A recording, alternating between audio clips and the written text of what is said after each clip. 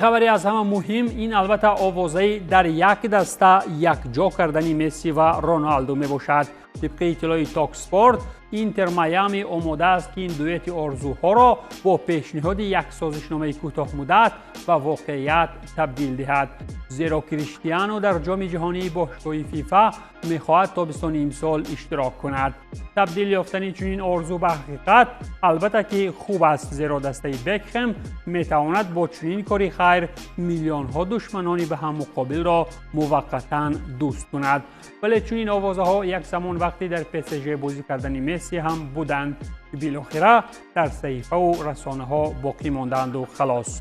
خلاص که رقابت این دو لژند فوتبالی به خیالم هیچ وقت با بازیکنی در یک دسته جنبست نمی شود، زیرا چندین رکوردها هنوز باقی مانده و مخلصان این دو چهره دستان هم هرگز نمیخواهند که به زودی میان هم دوست شوند. به قول دیگر، میان مخلصان مسی و رونالدو رزبارها باید تا ابد ادامه یابند.